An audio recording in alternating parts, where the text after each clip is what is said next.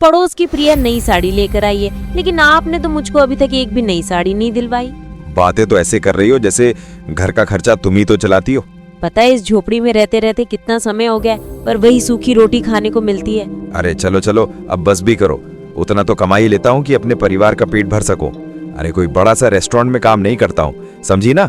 ढाबे पे ही तो कम करता हूँ, मालिक जितना देता है उतना तुम्हें लाकर दे देता हूँ। अरे आप तो अपनी गुलामी से बाज ही नहीं आते, आपको वही ढाबा मिला है क्या काम करने के लिए?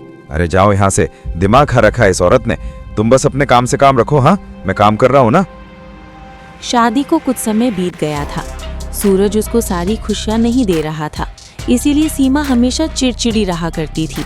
और ऊपर से उसके पड़ोस में जब कोई नई चीज खरीद लेता तो उसकी मन में उससे घृणा पैदा हो जाती और वो सारी घृणा अपने पति सूरज पर आकर निकाल देती थी।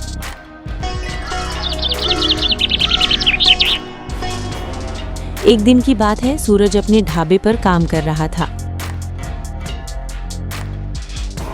ये क्या रे, इतनी देर से टेबल नंबर 5 का ग्राहक पुकार रहा है। ध्यान कहाँ रहता है रे तेरा? सुनाई नहीं दिया, मैं अपने काम में बिजी था मालिक।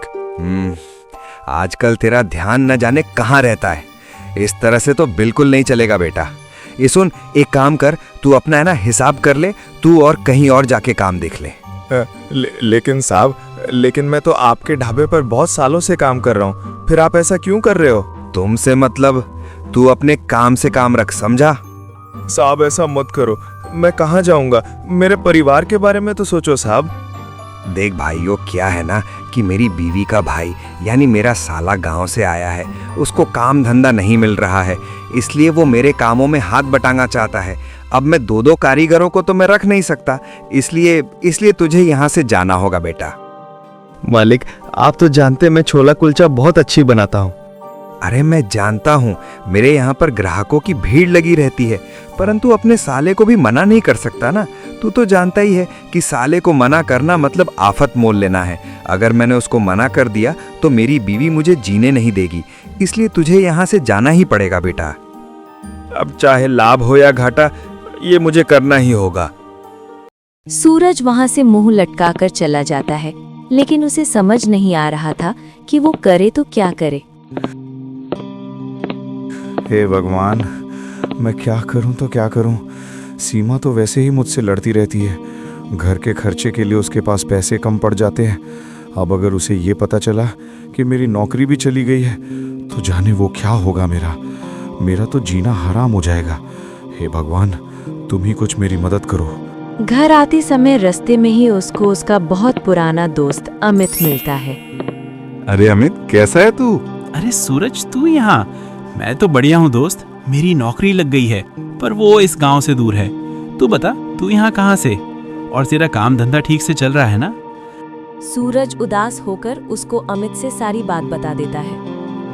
अरे मुझे काम के सिलसिले में यहाँ से दूर जाना पड़ रहा है, तो तू एक काम कर, तू मेरा ठेला ले ले और मेरे पास कुछ बर्तन भी पड़े हैं, वो भी ले ले और अपना एक नया काम शुरू कर ले। ये तो तूने बहुत अच्छी बात कही। अगर मुझे बर्तन और ठेला मिल जाए तो छोले कुलचे बनाकर बेच सकता हूँ। चल ठीक है। सूरज अमित का ठेला और बर्तन ले आता है और सीमा को सारी बात बताता है।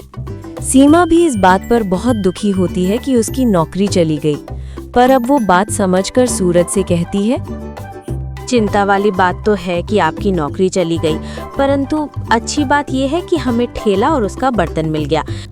ये लीजिए, मैंने कुछ पैसे जोड़ रखे थे, इसे छोले कुलचे का सामान लाइए बाजार से। अरे अच्छा हुआ तुम ये पैसे बचा कर रखी थी। मैं इस पैसे से छोले कुलचे बनाने के सामान जल्दी से लाता हूँ। सूरज इन पैसों से छोले कुलचे के सारे सामान लाता है।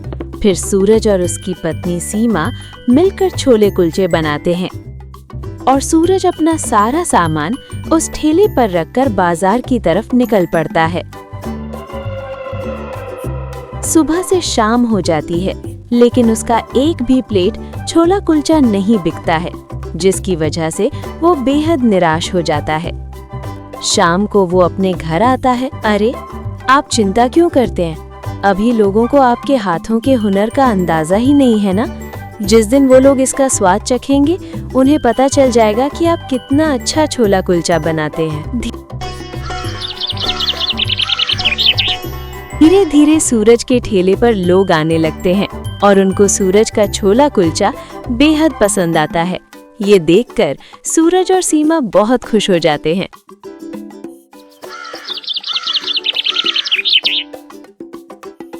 सीमा, तुमने बिल्कुल सही कहा था। आज भी अगर मैं उसी ढाबे पर होता तो मैं कभी इतनी तरक्की नहीं कर पाता और मुझे पता ही नहीं चलता कि मेरे हाथों में भी हुनर है। मैं यूं ही आपसे थोड़ी लड़ती थी। मैं तो चाहती थी कि आप तरक्की करें और देखिए आज हर कोई आपके हाथ की बनी हुई छोले कुलचे खा रहा है। मैंने ये काम एक छोटे से ठेले से शुरू किया था और आज मेरे पास खुद का अपना रेस्टोरेंट है और उस पर भी भीड़ लगी रहती है। ये देखकर बहुत खुशी होती है। सूरज दिन पर दिन तरक्की किए जा रहा था। एक दिन उसके पास एक ग्राहक आया जो देखने में सेठ लग रहा था। अरे भाई, सुना है तुम छोले कुलचे बहुत ही अच्छा बनाते हो। क्या डालते हो उसमें? बस अपना प्यार डालता हूँ, वही सबको पसंद आता है। इस प्यार की हमें भी जरूरत है। मैं समझा नहीं। अरे भाई, अगले हफ्ते मेरी बेटी की शादी है और मैं चाहता हूँ कि तुम अपना छोले कुलचे मेरी बेटी की शादी में बनाओ, क्योंकि लड़के वाले बहुत दूर से शादी करने आ रहे हैं और मैं नहीं चाहता कि उन्हें कोई भी शिकायत करने का मौका मिले। मैं भारत के सभी व्यंजनों को चुन चुन कर अपनी बेटी की शादी में रखवाना चाहता हूँ।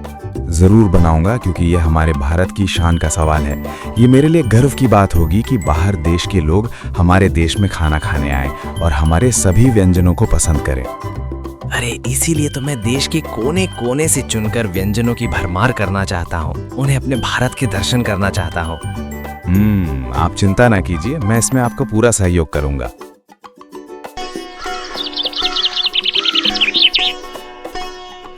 सूरज सेठ की लड़की की शादी में छोले कुलचे बनाता है, जिसे सारे लोग बहुत पसंद करते हैं और तारीफों के पुल बांध देते हैं।